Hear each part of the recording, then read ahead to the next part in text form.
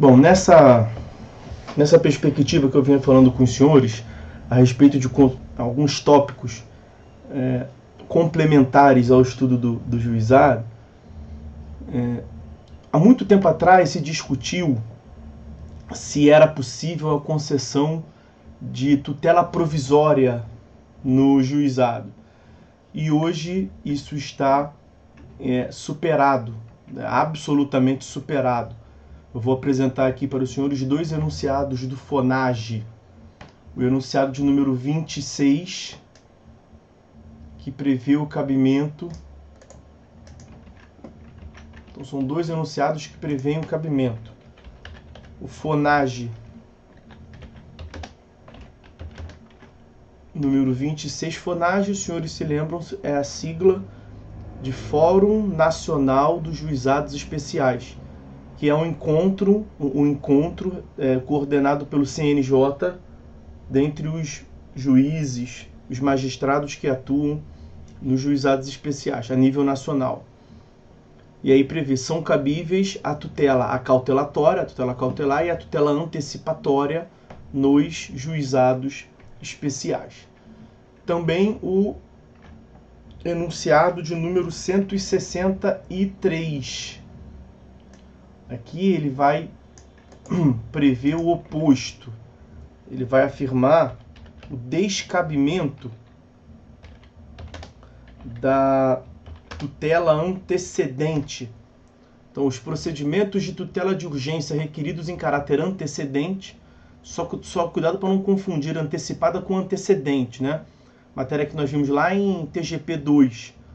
A tutela requerida em caráter antecedente é aquela antes mesmo da petição inicial, quando a questão é muito urgente. Na forma prevista nos artigos 303 a 310 do CPC de 2015, pois são incompatíveis com o sistema dos juizados especiais. Então, é cabível a tutela antecipada e a tutela cautelar, mas não é cabível a tutela requerer essas modalidades em caráter antecedente. Ok? Essa tutela antecipada, que ela pode ser concedida, como acabamos de ver, tem um ponto de contato com o princípio da oralidade que nós estudamos, a irrecorribilidade de imediato, algo que nós mencionaremos logo a seguir, os recursos. A tutela provisória, a tutela antecipada, ela é concedida por uma decisão interlocutória. No sistema do Código de Processo Civil, é aqui que eu não posso me aprofundar muito, mas os senhores verão que as decisões interlocutórias que concedem tutela provisória, como essa tutela antecipatória e tal, elas são impugnáveis por agravo de instrumento, nos termos do artigo 1015. Então, agravo de instrumento no artigo 1015, isso no Código de Processo Civil. Acontece que no juizado especial civil não cabe agravo de instrumento. Por que não cabe agravo de instrumento? Por conta do princípio da oralidade, daquela característica decorrente da oralidade, da irrecorribilidade de imediato. Então, as decisões que são proferidas no curso do procedimento são irrecorríveis. Você recorre tudo de uma vez no final do procedimento, porque vigora o princípio da oralidade. Isso no sistema do Juizado Especial Civil, JEC, Lei 9.099 de 95. E aí é muito bom frisar aqui, eu estou falando da tutela provisória por hora, né? É muito bom frisar aqui que nos juizados federais e fazendários, federais da Fazenda Pública, JEF e JEFP, portanto, o agravo de instrumento é cabível. Também não vou me aprofundar aqui, tá? Mas no JEF e no JEFP, é cabível o agravo de instrumento nas hipóteses dos artigos quarto, não, é quinto da lei do Juizado Especial Federal e quarto da lei do Juizado Especial Fazendário, da Fazenda Pública. Ok? Então, a tutela provisória é concedida naturalmente por uma decisão interlocutória. A decisão interlocutória nos juizados especiais cíveis são irrecorríveis. Há, inclusive, decisão do STF quanto a isso. Uma decisão da lavra do ministro Eros Grau, onde sedimentou a questão.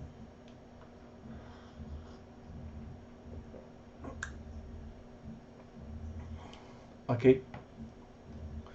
Nos juizados especiais federal e fazendário são agraváveis de instrumento por conta desses dispositivos. Com relação... Então na última aula falamos da sentença, falei agora de tutela provisória. Antes de entrar propriamente em recursos, falar dos outros recursos. Coisa julgada. Não há um regramento especial sobre coisa julgada. Então, coisa julgada formal, quando não aprecia o mérito. Coisa julgada material, quando há julgamento de mérito no juizado especial, nada muda. Quanto às despesas processuais, eu lembro que nós tratamos disso em algum momento, quando estávamos ali ainda no caráter introdutório, falando do acesso à justiça substancial. Aliás, sobre despesa processual, portanto, o artigo 54 da Lei dos Juizados Especiais Cíveis prevê o seguinte, o acesso ao juizado especial não dependerá, em primeiro grau de jurisdição, do pagamento de custas, taxas ou despesas. Veja que não faz qualquer tipo de condicionamento ou diferenciação em relação à qualidade do sujeito. Então aqui não é um benefício de assistência judicial gratuita. Abrange o rico e o pobre. E a classe média, para todos. Ok? Aqui é uma questão objetiva. A jurisdição é gratuita aqui. Não é um benefício ao necessitado. Aqui é para todos. Então não é uma questão de acesso à justiça, como nós dizemos, para eliminar ou para reduzir aquela litigiosidade reprimida e tudo mais. Agora, é muito comum que se afirme que os juizados, demandar nos juizados é gratuito. Diria o povão, né? Que é maravilhoso de ouvir. É de grátis. E não é, né? Não é exatamente assim. Não é exatamente assim. O que é? Realmente, a princípio está no artigo 54. Demandar, propor a demanda no primeiro grau de jurisdição. Então ali, petição inicial, a audiência de conciliação, a audiência de instrução e julgamento, até o recebimento da sentença, realmente você não vai se preocupar com custas. Primeiro grau de jurisdição. Agora, nós temos duas situações em que você pode vir a ser condenado em custas, ou você pode vir a se preocupar com custas. Né? E que duas situações são essas. Se você for considerado um litigante de má-fé, então essa é uma hipótese excepcional, mesmo no primeiro grau de jurisdição, se você for litigante de má-fé, você é condenado nas custas, ok? Deixa eu ver. Tem um dispositivo em algum...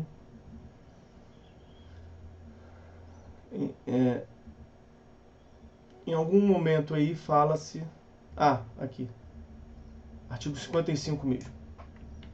Achei que pudesse estar em outro ambiente, mas foi fácil de achar. 55. A sentença de primeiro grau não condenará o vencido em custas e honorários de advogado, complementando o caput do 54, né? Ressalvados os casos de litigância de má-fé. Então, em havendo litigância de má-fé, você mesmo atuando só no primeiro grau de jurisdição, terás de pagar custas. Então, essa regra de que demandar no juizado é de grátis é para quem atua na moral, né? Se é para falar de grátis, é para quem atua na moral, suave. É para quem joga o jogo numa boa. Litigante de má-fé pode ser condenado em multa, ok? E o segundo ponto a tratar não é exceção. A segunda consideração aí é a regra. O 54 prevê a gratuidade no primeiro grau de jurisdição. É muito expresso, é de uma clareza, como diz a doutrina, né? É de uma clareza solar.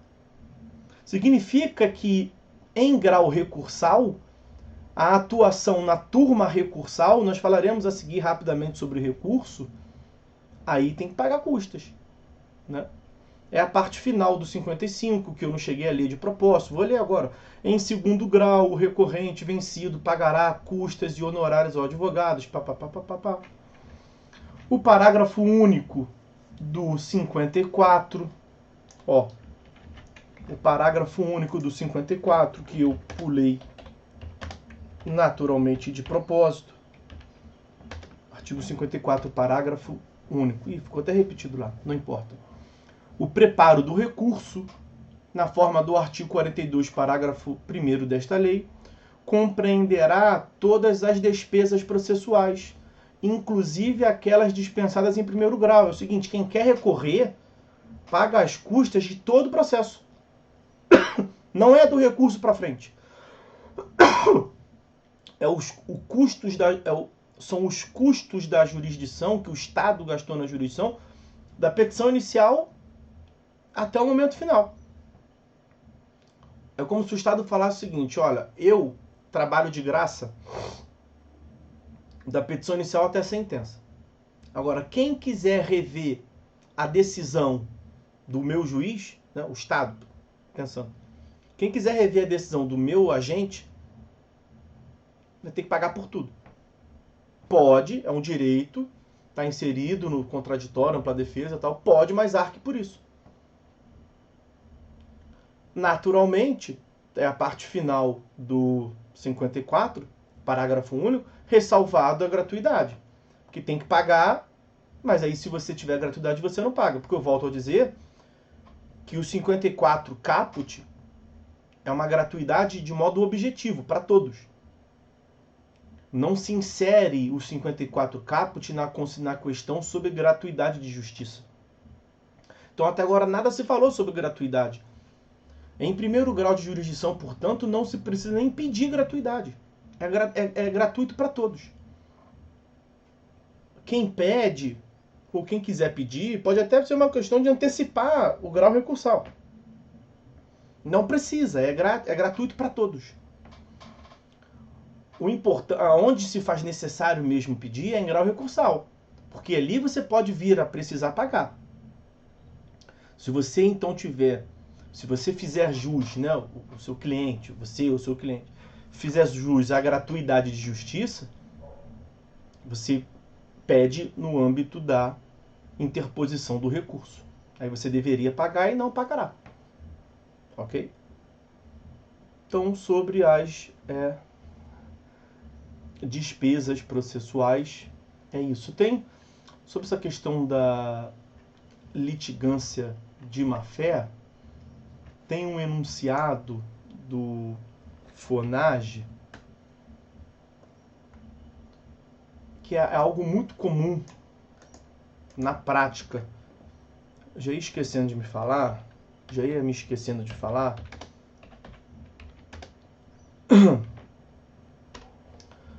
Litigância de má-fé.